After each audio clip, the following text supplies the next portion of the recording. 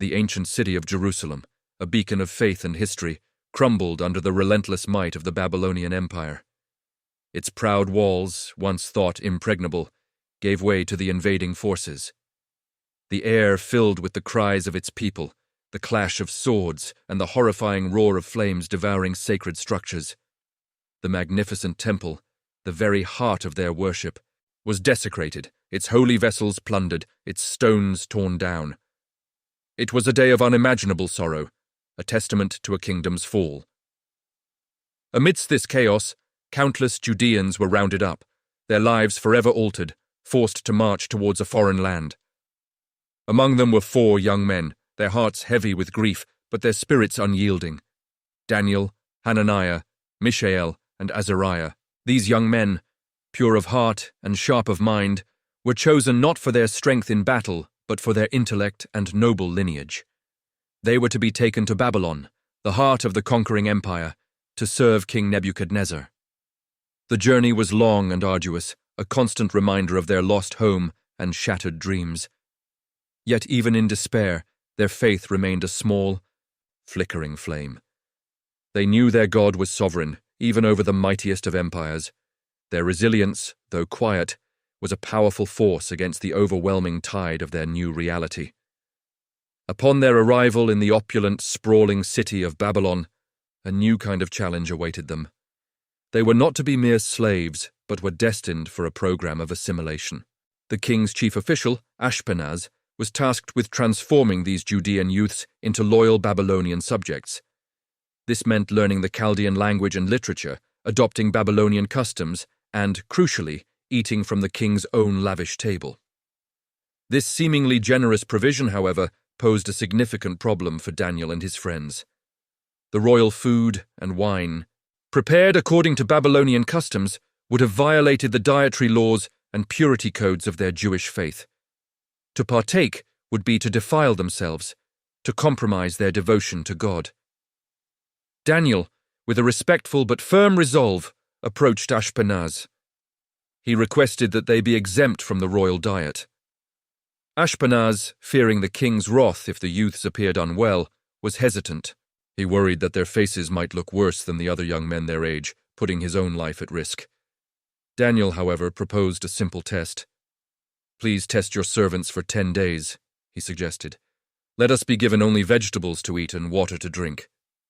Then compare our appearance with that of the young men who eat the royal food, and treat your servants in accordance with what you see." Ashpenaz, perhaps intrigued by Daniel's earnestness or simply willing to avoid conflict, agreed to the 10-day trial. For 10 days, Daniel and his 3 friends consumed only their simple diet of vegetables and water. At the end of this period, a remarkable thing happened. When their appearance was compared to the other young men who had eaten the king's rich food, Daniel and his friends looked healthier and better nourished. Their faces glowed with a vitality that surpassed their peers.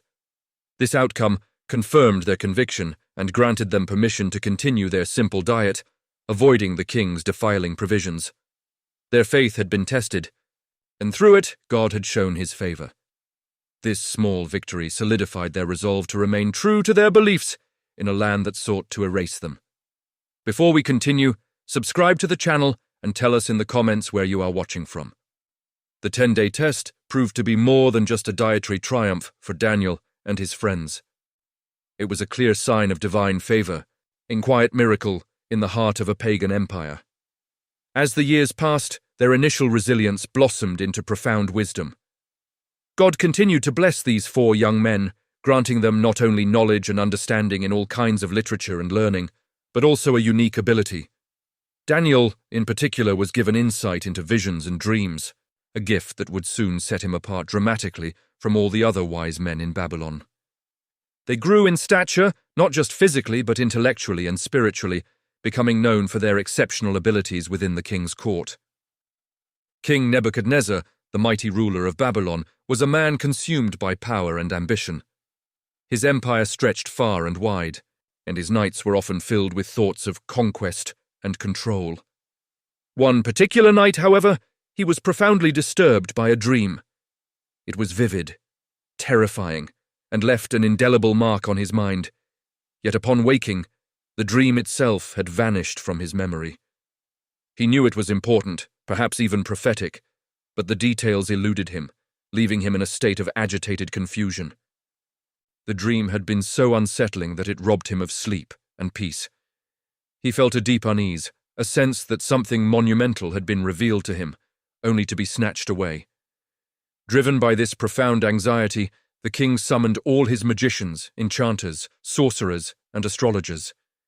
These were the most learned and respected wise men in his kingdom, men who claimed to possess secret knowledge and the ability to interpret omens. When they stood before him, the king laid out his demand, a demand that seemed impossible. "I have had a dream," he declared, his voice heavy with urgency, "and I am troubled by it and want to know what it means. But I have forgotten the dream itself. You must tell me what I dreamed and then interpret it." The wise men, accustomed to interpreting dreams once they were told the content, were taken aback. They protested, explaining that no human being could possibly know what another person had dreamed without being told. "There is no one on earth who can tell the king his dream," they exclaimed.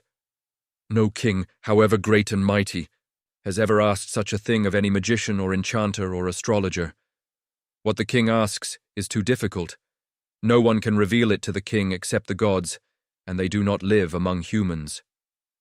This response only fueled Nebuchadnezzar's frustration and anger.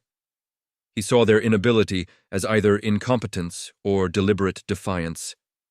He suspected they were simply trying to buy time, hoping he would eventually remember the dream or relent in his demand. In a fit of uncontrollable rage, the king issued a terrifying decree. Every single wise man in Babylon, without exception, was to be executed. His command was absolute. There would be no mercy. The order went out swiftly, and the guards began rounding up the condemned. Among those slated for execution were Daniel and his 3 friends. Though they hadn't been present at the initial summons, their status as wise men in the king's service meant they too fell under the sweeping decree. The news reached them like a death knell, a sudden, brutal end to their quiet lives of study and devotion. The shadow of death loomed over them, not for any personal wrongdoing, but because of the king's unreasoning fury and the failure of others. Their lives, which had been spared from the defilement of the king's table, now hung by a thread, caught in the terrifying vortex of a powerful monarch's forgotten dream and his deadly wrath. The execution order spread quickly through the city, reaching even the quiet quarters where Daniel and his friends lived. Arioch, the commander of the king's guard, a man whose duty it was to carry out such grim decrees, arrived to gather them. He found Daniel, not panicking, but with a remarkable calmness that belied the gravity of the situation. Daniel, ever composed, approached Arioch. He did not plead for his life or accuse the king of injustice. Instead, he spoke with wisdom and a quiet authority. "Why is the king's decree so urgent and harsh?" Daniel asked Arioch, his voice steady. He sought to understand the root of the king's fury, not out of fear, but out of a desire to find a solution. Arioch, perhaps surprised by Daniel's composure, explained the king's forgotten dream and his demand for both its content and interpretation. He relayed the king's frustration with the other wise men, their inability to fulfill his impossible request, and the resulting death sentence. Upon hearing the full story, Daniel made a bold and audacious request. He asked Arioch to take him to the king, promising that he could interpret the dream, given enough time. This was not an empty boast. It was a statement born of deep faith and a reliance on a power far greater than any earthly king or wise man. Arioch, seeing something different in Daniel, something that inspired a glimmer of hope amidst the despair, agreed. He brought Daniel before King Nebuchadnezzar. Standing before the enraged monarch, Daniel did not cower. He respectfully requested an audience with the king, asking for time. Not to invent an interpretation, but to seek divine revelation. He assured the king that he would be able to tell him the dream and its meaning. Nebuchadnezzar, desperate for answers, and perhaps sensing a true difference in this young man compared to his other advisers, granted Daniel this reprieve. It was a temporary stay of execution for all the wise men, a precious window of opportunity. Daniel returned to his friends, Hananiah, Mishael, and Azariah, with the news. The weight of not just their lives, but the lives of all the wise men of Babylon rested on their shoulders. He explained the king's demand, the decree of execution, and his promise to the king. Together, these 4 young men, bound by their shared faith and common heritage, turned to the only source of true wisdom and power they knew: God. They entered a period of fervent prayer, seeking mercy from the God of heaven concerning this mystery. They understood that this was not merely a challenge to Daniel's intellect, but a test of their faith and a chance for God to display his sovereignty in a foreign land. They prayed for revelation, for God to unveil the secrets of the king's dream, so that they might not perish with the other wise men of Babylon. Their prayers were heartfelt, earnest, and filled with an unwavering trust. That night, the mystery was revealed to Daniel in a vision. As he slept, God showed him the king's dream and its profound interpretation. The details unfolded clearly in his mind, a complex tapestry of symbols and future events. Daniel woke with a sense of awe and profound gratitude. The burden had been lifted, replaced by a joyful certainty. His first act was not to rush to the king, but to offer praise and thanksgiving to God. He understood that this knowledge did not come from his own wisdom, but was a direct gift from the divine. "Praise be to the name of God forever and ever," Daniel declared. "For wisdom and power are his. He changes times and seasons. He deposes kings and raises up others. He gives wisdom to the wise and knowledge to the discerning. He reveals deep and hidden things. He knows what lies in darkness, and light dwells with him. I thank and praise you, God of my ancestors. You have given me wisdom and power. You have made known to me what we asked of you. You have made known to us the dream of the king." Daniel's heart swelled with gratitude. He knew that God had heard their prayers and had intervened in a miraculous way. This revelation was not just about saving their lives. It was about demonstrating God's supreme authority to a pagan king and an entire empire.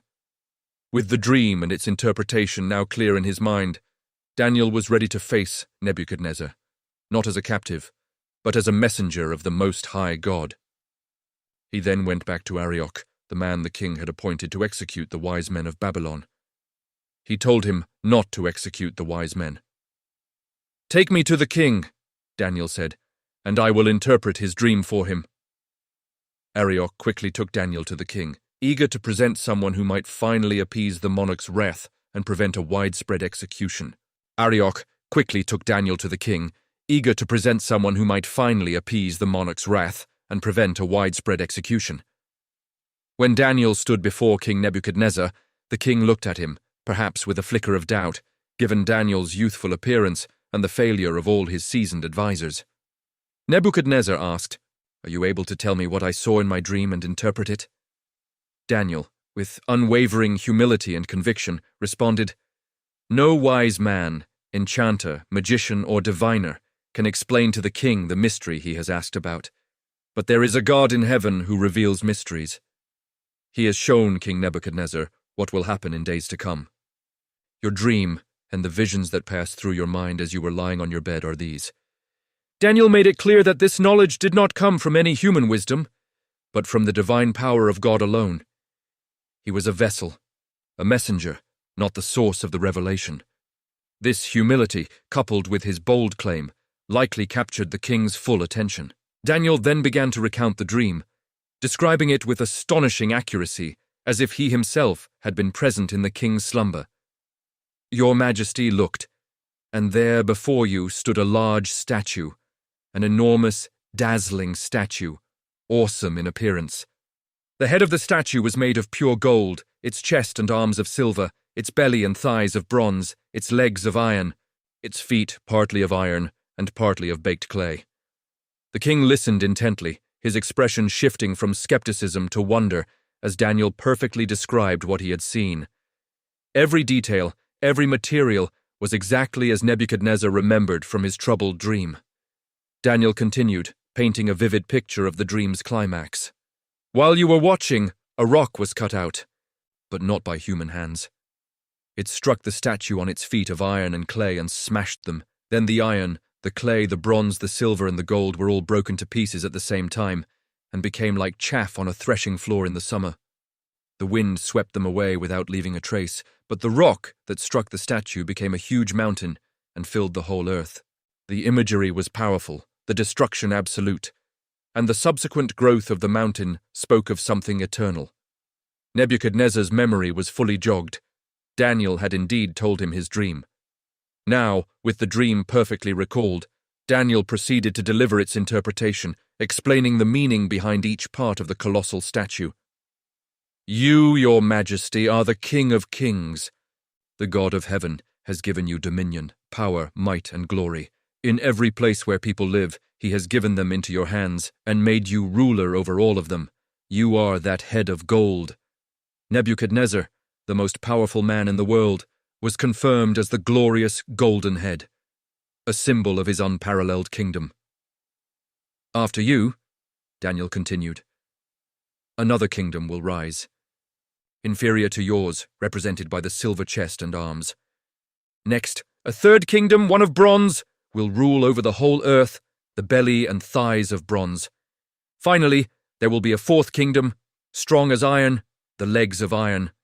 Just as iron breaks and crushes everything, so this kingdom will break and crush all the others. And just as you saw that the feet and toes were partly of baked clay and partly of iron, so this will be a divided kingdom. Yet it will have some of the strength of iron in it, even though you saw iron mixed with clay. As the toes were partly iron and partly clay, so this kingdom will be partly strong and partly brittle." Daniel laid out a panoramic view of future empires, a succession of powers that would rise and fall, each less glorious than the last. Then came the most profound part of the interpretation, the stone. "And in the time of those kings, the God of heaven will set up a kingdom that will never be destroyed, nor will it be left to another people. It will crush all those kingdoms and bring them to an end, but it will itself endure forever." This is the meaning of the vision of the rock cut out of a mountain, but not by human hands. A rock that broke the iron, the bronze, the clay, the silver, and the gold to pieces. Daniel concluded, "The great God has shown your majesty what will take place in the future. The dream is true and its interpretation is trustworthy." Nebuchadnezzar was utterly stunned. This young captive, this foreigner, had not only revealed his forgotten dream, but had also unveiled the very course of history, culminating in an eternal kingdom established by God himself. Overwhelmed, the king fell face down before Daniel, bowing in profound reverence. He commanded that an offering and incense be presented to Daniel. "Surely your God is the God of gods and the Lord of kings and a revealer of mysteries. For you were able to reveal this mystery," Nebuchadnezzar declared, acknowledging the supreme power of Daniel's God. Following this extraordinary event, King Nebuchadnezzar elevated Daniel to a position of immense power and honor. He made Daniel a great man, showering him with many generous gifts, and made him ruler over the entire province of Babylon. Furthermore, Daniel was appointed chief prefect over all the wise men of Babylon. At Daniel's request, the king also appointed Shadrach, Meshach, and Abednego to manage the affairs of the province of Babylon, while Daniel himself remained at the royal court. The lives of all the wise men were spared, and Daniel and his friends, once facing execution, were now at the pinnacle of power in the greatest empire of their time, all because of their unwavering faith and God's miraculous intervention. Years passed after Daniel's extraordinary interpretation of the king's dream. The memory of the colossal statue, the succession of kingdoms, and the ultimate, eternal reign of God's kingdom began to fade in the mind of King Nebuchadnezzar. His initial awe and reverence for Daniel's God, while sincere at the moment, proved to be fleeting. The immense power and glory he wielded as the head of gold, the ruler of the greatest empire on earth, gradually rekindled his inherent pride. He began to see himself less as a divinely appointed ruler and more as the ultimate source of his own authority and dominion. The prophecy of successive, lesser kingdoms, and especially the notion of an unmade stone destroying his golden reign, seemed to gnaw at his ego. He chose to defy the very future that had been revealed to him, in a colossal display of hubris and a direct challenge to the divine revelation. King Nebuchadnezzar decided to construct an image that would forever stand as a testament to his own enduring power. He commanded that a gigantic golden statue be built in the plain of Dura, in the province of Babylon. This image was to be 60 cubits high and 6 cubits wide, an imposing figure crafted entirely of gold. It was not merely a statue, it was a symbol, a declaration that his kingdom, the Golden Kingdom, would not be followed by lesser ones, but would reign supreme and eternal, contrary to Daniel's interpretation. The sheer scale and material of the statue screamed defiance against the prophecy of silver, bronze, iron, and clay. Once the colossal golden image was completed, Nebuchadnezzar sent out a royal decree across his vast empire. All the satraps, prefects, governors, advisors, treasurers, judges, magistrates, and all the other provincial officials were summoned to the dedication of the image. It was to be a grand, intimidating ceremony, a public display of absolute loyalty to the king and his vision. A herald, with a booming voice, proclaimed the king's command to the assembled multitudes. "People of all nations and languages, this is what you are commanded to do. As soon as you hear the sound of the horn, flute, zither, lyre, harp, pipe, and all kinds of music, you must fall down and worship the image of gold that King Nebuchadnezzar has set up. Whoever does not fall down and worship will immediately be thrown into a blazing furnace." The command was clear, absolute, and terrifying. Worship the image or face a horrific death. The sound of the royal orchestra would be the signal, and every person, regardless of their beliefs or origin, was expected to prostrate themselves before the golden idol. For many, it was a simple act of obedience to save their lives. But for Shadrach, Meshach, and Abednego, Daniel's 3 faithful friends who held high positions in Babylon, this decree presented an impossible choice. Their God, the God of Israel, had commanded them to worship no other gods, to make no graven images. Their faith was not a suggestion, it was the foundation of their lives. When the music blared across the plain of Dura, the vast crowd fell to their knees, a sea of bowing figures paying homage to the golden image. But 3 men remained standing: Shadrach, Meshach, and Abednego. Their upright posture stood out starkly against the backdrop of universal prostration. Immediately, some jealous Chaldeans, who had always resented the promotion of these foreign Jews, seized the opportunity to accuse them before the king. They came to Nebuchadnezzar, their voices filled with malice, and said, "Your Majesty, live forever. You issued a decree that everyone who hears the sound of the musical instruments must fall down and worship the image of gold, and that whoever does not will be thrown into a blazing furnace. But there are some Jews whom you have set over the affairs of the province of Babylon, Shadrach, Meshach, and Abednego, who pay no attention to you, your Majesty. They neither serve your gods, nor worship the image of gold you have set up." Nebuchadnezzar, already inflated with pride and now confronted with open defiance, was filled with rage. He had given these men positions of power, and now they dared to challenge his authority, his very command. He ordered Shadrach, Meshach, and Abednego to be brought before him. When they stood there, calm and resolute, the king gave them one last chance. "Is it true, Shadrach, Meshach, and Abednego, that you do not serve my gods or worship the image of gold I have set up? Now when you hear the music, if you are ready to fall down and worship the image I made, very good. But if you do not worship it, you will be thrown immediately into a blazing furnace. Then what god will be able to rescue you from my hand?" His tone was menacing, laced with a challenge to their god. Shadrach, Meshach, and Abednego, without hesitation or fear, responded to the king. "King Nebuchadnezzar, we do not need to defend ourselves before you in this matter.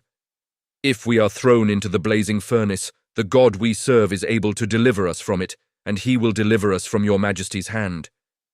But even if he does not, we want you to know, your Majesty, that we will not serve your gods or worship the image of gold you have set up."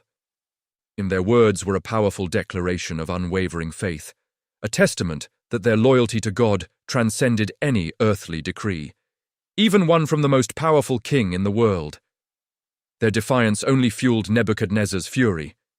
His face contorted with anger, and he commanded that the furnace be heated 7 times hotter than usual, ensuring a swift and agonizing end for those who dared to challenge him. The king's command was carried out with brutal efficiency. The furnace, already a fearsome inferno, roared to an unimaginable intensity, its flames licking high into the air. The strongest soldiers from Nebuchadnezzar's army were ordered to bind Shadrach, Meshach, and Abednego and throw them into the heart of the fire. As these mighty men approached the superheated furnace, the intense heat radiating from it was so overwhelming that it consumed them instantly. The very soldiers who were meant to execute the 3 faithful Jews fell dead, struck down by the inferno they were forcing others into. It was a terrifying sight, a stark demonstration of the furnace's lethal power.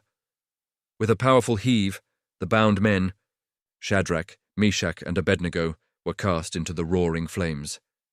Nebuchadnezzar, his eyes fixed on the furnace, expected to see their immediate demise, a quick and fiery end to their rebellion.